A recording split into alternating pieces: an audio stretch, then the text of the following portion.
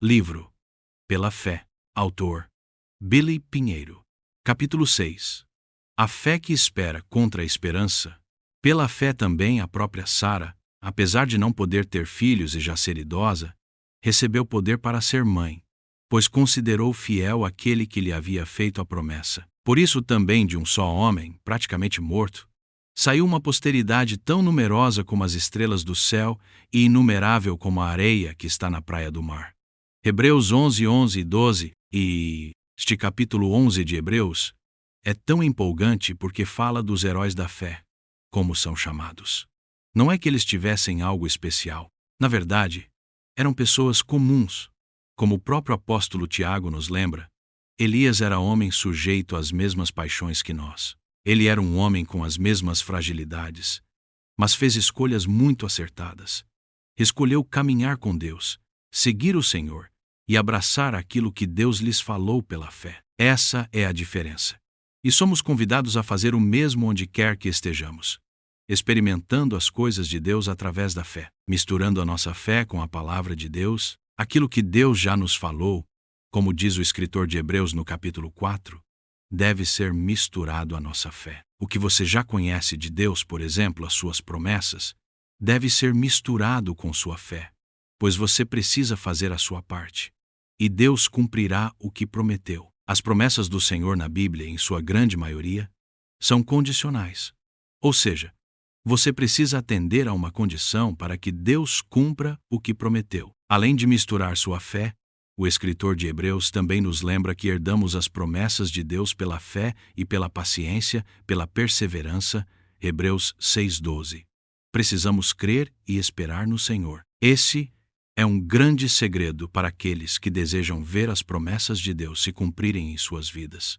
Assim como esses homens e mulheres do capítulo 11 de Hebreus experimentaram. Abraão é amplamente conhecido como o pai da fé, e todos nós que cremos no Senhor Jesus, como diz a palavra de Deus, somos filhos de Abraão pela fé. E para as mulheres, Pedro ensina que elas devem seguir o exemplo de Sara, tornando-se filhas de Sara pela fé.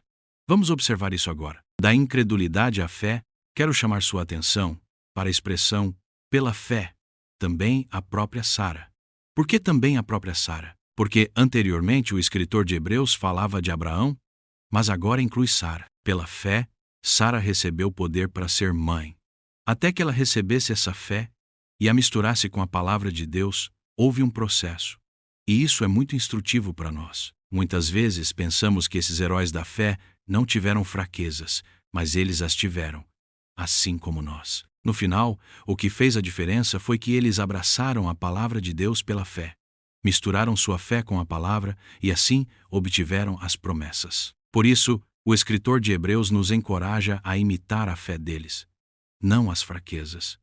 Somos incentivados a olhar para o que Deus fez na vida dessas pessoas, que também eram sujeitas a fraquezas. Sara não abraçou a promessa de Deus na primeira vez que a ouviu. Acho tão lindo que o Espírito Santo, no capítulo 11 de Hebreus, não menciona nenhuma das fraquezas dos servos de Deus. E por quê? Tenho meditado sobre isso.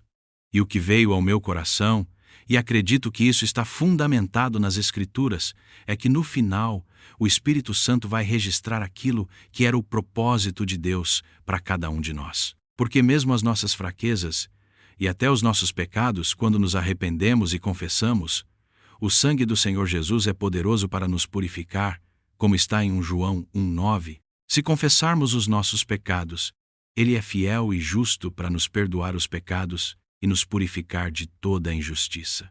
E uma vez feito isso, esses pecados são apagados aos olhos de Deus. A palavra do Senhor nos assegura que Ele não se lembra mais dos nossos pecados. Nos capítulos 8 e 9 de Hebreus, especialmente no capítulo 8, vemos a nova aliança que Deus fez conosco.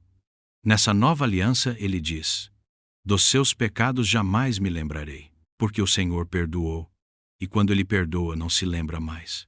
Para mim, o capítulo 11 de Hebreus exemplifica exatamente isso. O Senhor mostrando o cumprimento do seu propósito na vida dessas pessoas. Ele não revela as fraquezas delas, mas apenas o cumprimento de seu plano. Louvado seja Deus por isso. Que maravilha perceber que o Espírito Santo registrou, por exemplo, de Sara, apenas o fato de que, A própria Sara recebeu poder para ser mãe, mas deixe-me mostrar o caminho que Sara percorreu até chegar a esse ponto, pois isso nos ensina muito. Não que eu queira contradizer o Espírito Santo, pois ele não mencionou as falhas aqui, mas nos mostra em Gênesis a história, a biografia de Sara. Em Gênesis, vemos o que aconteceu. Mas aqui, quando o Espírito Santo revela o cumprimento do propósito de Deus na vida de seus filhos, ele não menciona as fraquezas. Louvado seja Deus por isso. Impossibilidades sendo superadas pela fé. Qual foi o caminho de Sara até crer? Primeiro, Sara era estéril. Gênesis 11:30 afirma: Sara era estéril, não tinha filhos. Isso era um fato inquestionável. Sara não podia ter filhos. Em segundo lugar, ela já havia passado da idade de conceber. Gênesis 17:17 diz: Então Abraão se prostrou com o rosto em terra e riu, dizendo consigo mesmo: Pode nascer um filho a um homem de 100 anos? E será que Sara, com os seus 90 anos, ainda poderá dar à luz? Abraão ouviu novamente a promessa de Deus de que teria um filho, e ele já tinha 100 anos. Ele riu consigo mesmo, pensando: será que terei filhos com 100 anos? E será que Sara, com 90, ainda pode dar à luz? Em terceiro lugar, havia incredulidade. Como sabemos disso? É importante entender. Deixe-me mostrar alguns versículos para esclarecer o que se passava no coração de Sara. Em Gênesis 18:9 lemos: Então lhe perguntaram: Onde está Sara, a sua mulher? Ele respondeu: Está aí na tenda. Para quem não conhece a história, deixe-me resumir.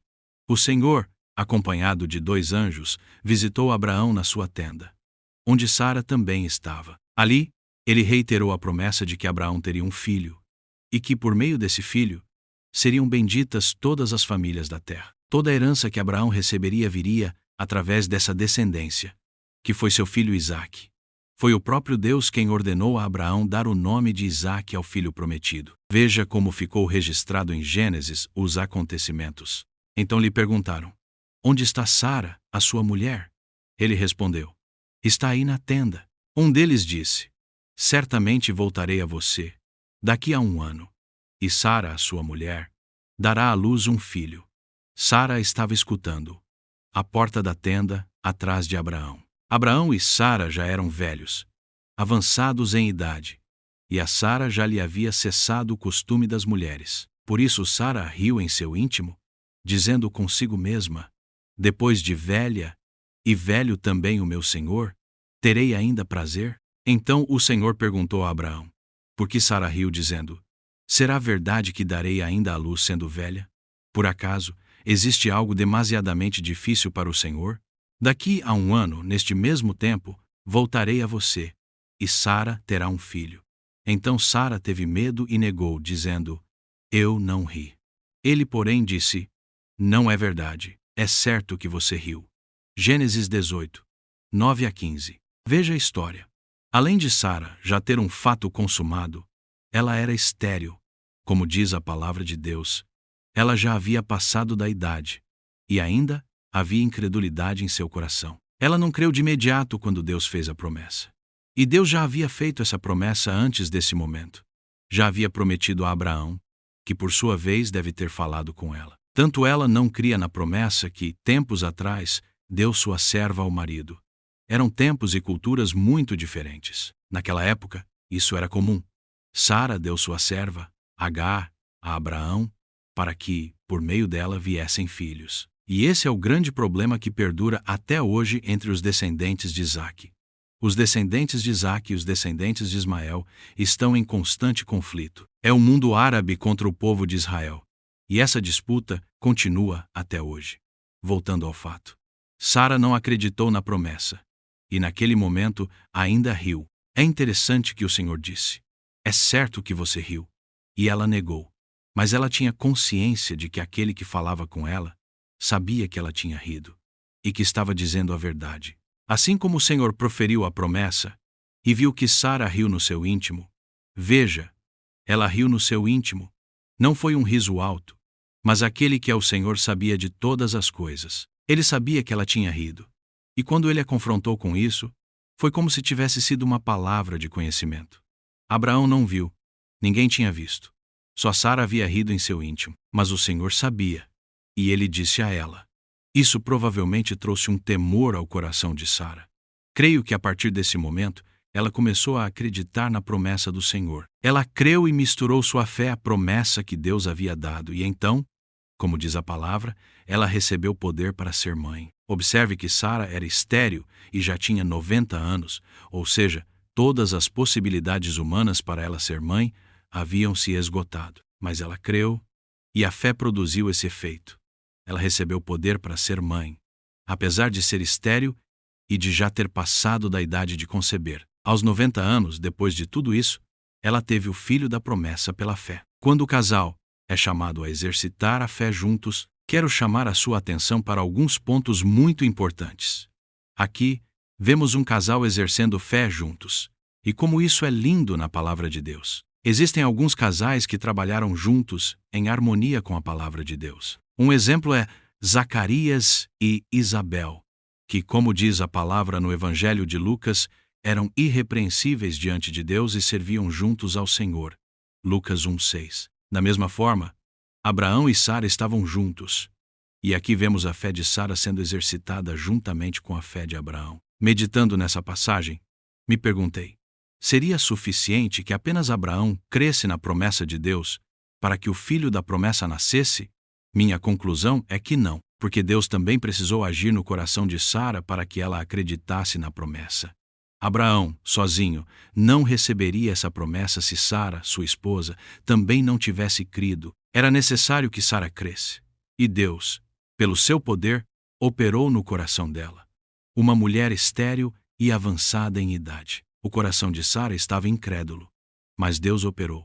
E a fé nasceu no coração dela também. Assim, o propósito eterno de Deus, que se realizaria em Cristo Jesus, e Cristo Jesus, como homem na carne, veio da descendência de Abraão, por meio de Isaque, o filho da promessa, que veio de Sara, e não do filho que veio de Agar, começou a se concretizar. Quando lemos Gálatas, vemos Paulo usar essa história como uma alegoria, explicando que o filho de Agar é o filho da carne, enquanto o filho de Sara é o filho da promessa.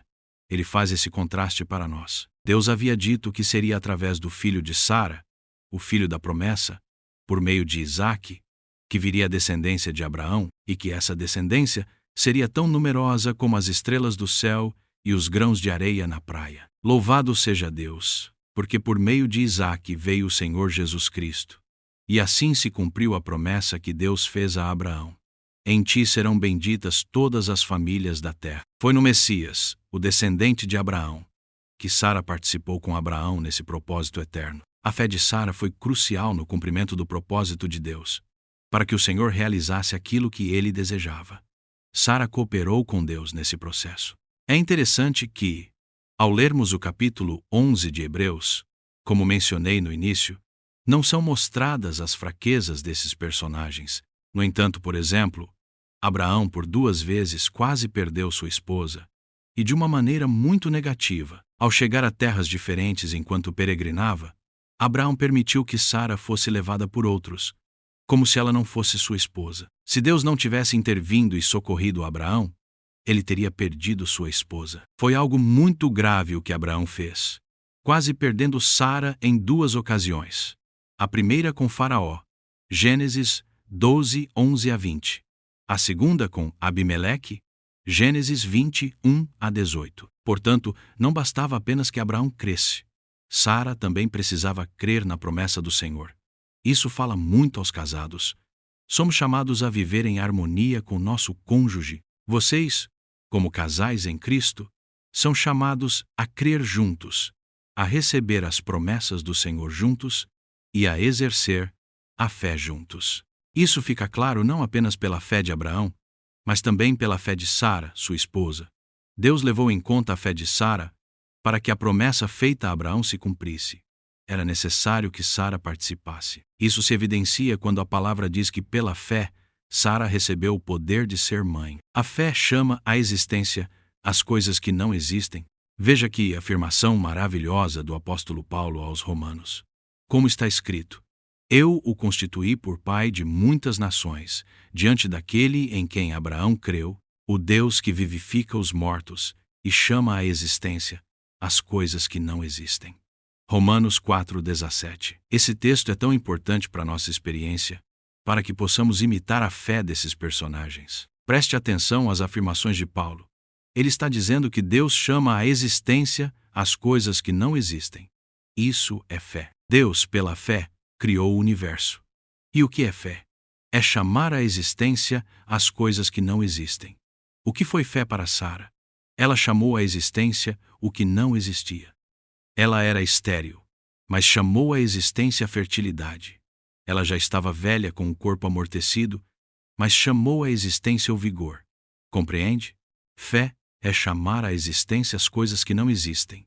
É ver as coisas que ainda não existem como se já fossem realidade. Que Deus produza isso no meu e no seu coração. Paulo então diz: Abraão, esperando contra a esperança, creu. Romanos 4:18. Acho linda essa expressão. Abraão, esperando contra a esperança. O que significa esperar contra a esperança? Qual era a esperança natural de Abraão e Sara? Não ter filhos, pois já estavam velhos. Abraão tinha 100 anos e Sara 90. Abraão já estava com o corpo amortecido. Além disso, Sara era velha e estéril. Ou seja, qual era a esperança normal? A esperança natural era não terem filhos, mas eles esperaram contra essa esperança. A esperança natural era uma, mas eles creram contra ela. Ou seja, a fé que receberam os levou a esperar contra o que era natural, contra o que parecia normal. Eles esperaram contra a esperança para quê? Para serem pais de muitas nações, conforme lhes fora dito. Assim será a tua descendência. E sem enfraquecer na fé, levou em conta o seu próprio corpo já amortecido, tendo ele quase 100 anos, e a esterilidade do ventre de Sara. Não duvidou por incredulidade da promessa de Deus, mas pela fé se fortaleceu, dando glória a Deus, estando plenamente convicto de que Deus era poderoso para cumprir o que havia prometido. Romanos 4:19-21. Maravilhoso isso, não é? Eles alcançaram isso apesar das suas fraquezas. Obtiveram esse testemunho de fé. Esperaram contra a esperança, tanto Abraão quanto Sara. Paulo cita Abraão como exemplo, mas Sara estava na mesma situação, e ela também esperou contra a esperança quando creu. Havia incredulidade no seu coração. Ela duvidava, mas finalmente creu. E, ao crer, ela esperou contra a esperança. A esperança natural era que não teriam filhos, que era impossível. Mas ela esperou contra isso. Quando enfrentamos certas situações, temos duas opções. Ou ficamos do lado das Escrituras, ou contra elas. Ou nos posicionamos ao lado dos nossos sentimentos, da esperança natural, ou nos colocamos ao lado das Escrituras, contra a esperança natural, contra nossos próprios sentidos. O que isso significa para nós hoje? Deixe-me dar um exemplo. Às vezes passamos por situações em que o natural seria esperar o pior, mas então recebemos uma promessa de Deus em nosso coração. E por causa dessa promessa, começamos a esperar contra a expectativa natural. É claro que sempre precisamos de uma promessa de Deus. Permita-me repetir algo que costumo dizer. A cada necessidade que temos, Deus tem uma promessa específica para supri-la. Vamos imaginar que você esteja doente. Existe alguma promessa de Deus para a cura? Sim. Há várias promessas do Senhor. Davi diz: Ele é quem perdoa todas as suas iniquidades, quem cura todas as suas enfermidades. Salmo 103. Ele fez essa afirmação. Pedro, citando Isaías 53, declara em 1 Pedro 2:24: Pelas suas chagas fomos sarados. O Senhor Jesus providenciou cura para nós em sua obra. Ele não apenas perdoou nossos pecados, mas também tratou das consequências do pecado. A palavra de Deus diz que Jesus levou na cruz as nossas maldições para que recebêssemos a sua bênção. A doença é uma maldição, uma consequência do pecado da humanidade. O homem caiu em pecado e se tornou sujeito à doença. Morrendo, morrerás. Deus havia dito a Adão que, se ele comesse do fruto da árvore do bem e do mal, morreria. Morrendo, morrerás. Isso significa que, ao morrer espiritualmente, também experimentaria a morte física. A doença é um prenúncio da morte, uma consequência do pecado da raça humana. O livro de Deuteronômio, no capítulo 28, nos ensina que a doença é uma maldição. E Cristo nos resgatou da maldição da lei, fazendo-se Ele próprio maldição em nosso lugar. Gálatas 3:3. O fato é que você precisa ter uma promessa de Deus para esperar contra a esperança. Se você está enfermo e precisa de cura, o Senhor tem promessas de cura. Apegue-se a essas promessas e comece a esperar contra a esperança. Seus sentidos podem dizer que você está mal, e os sintomas no seu corpo podem persistir. Mas pela fé você começa a esperar contra esses sintomas. E então Deus traz a vitória, à medida que sua fé se mistura com a palavra e com as promessas de Deus. Vamos imaginar outro exemplo simples, hipotético, para ilustrar melhor o que estou dizendo. Talvez você esteja orando pela conversão do seu filho, ou para que ele volte aos caminhos de Deus. Pode ser que ele esteja, por exemplo, envolvido com drogas e a situação esteja piorando cada vez mais. A expectativa natural é que tudo piore. Mas você tem as promessas de Deus. Apegue-se a elas. Como a de que, se você orar conforme a vontade de Deus, Ele ouvirá a sua oração. Isso é o que nos diz João 5:14 e 15. E esta é a confiança que temos para com Ele, que, se pedirmos alguma coisa segundo a sua vontade, Ele nos ouve. E se sabemos que Ele nos ouve, quanto ao que lhe pedimos, estamos certos de que obtemos os pedidos que lhe temos feito. A Bíblia também nos diz em 1 Timóteo 2:3 e 4. Isto é bom e aceitável diante de Deus, nosso Salvador, que deseja que todos sejam salvos e cheguem ao pleno conhecimento da verdade. Então, você tem essa promessa de Deus. Se você ora conforme a vontade de Deus, obterá a resposta. E é da vontade de Deus salvar o seu filho, pois está escrito que Ele deseja salvar a todos. Essa é a promessa de Deus. E você mistura sua fé nessa palavra. Você começa a esperar naquilo que a palavra de Deus diz, e não no que seus olhos estão vendo ou seus sentidos percebendo. Você começa a esperar contra o que é natural. E finalmente você vê a concretização da salvação do seu filho. Encontre uma promessa e espere contra a esperança. Abraão esperou contra a esperança. Sara esperou contra a esperança. Ou seja, a fé que espera contra a esperança. Exerça sua fé contra essa esperança natural. Pode parecer que tudo está mal, mas se você tem uma promessa de Deus, baseando-se nela, você pode esperar contra a esperança e ver o propósito de Deus se cumprir em sua vida. Talvez neste momento você precise tomar essa decisão de esperar contra a esperança. Olhe para a sua situação. Existe uma promessa de Deus a qual você pode se apegar? Procure na palavra. Certamente há. Seja qual for a situação que você esteja vivendo, peça ao Senhor. Dá-me uma promessa. Traz uma promessa para mim. Traga à minha mente e ao meu coração, faça-me lembrar de uma das tuas promessas. Leia a Bíblia com esse propósito. Quero encontrar uma promessa de Deus. Quero garimpar a promessa de Deus. Estou desesperado, preciso. E o Espírito Santo te conduzirá à promessa específica. Quando você tiver essa promessa, apegue-se a ela e experimente a fé que espera contra a esperança. Perguntas para reflexão. 1. Como a experiência de Sara e Abraão em esperar contra a esperança pode nos ensinar sobre como confiar nas promessas de Deus em momentos em que tudo parece impossível? 2. De que maneira você pode identificar situações em sua vida em que, como Sara, é preciso superar a incredulidade e misturar sua fé com as promessas de Deus? 3. O que significa, na prática, esperar contra a esperança em meio a circunstâncias que parecem irreversíveis? E como podemos fortalecer nossa fé durante esse processo? 4.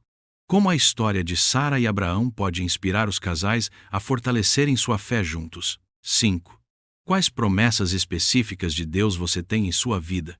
E como pode começar a exercitar sua fé, crendo nelas mesmo quando as circunstâncias naturais indicam o contrário?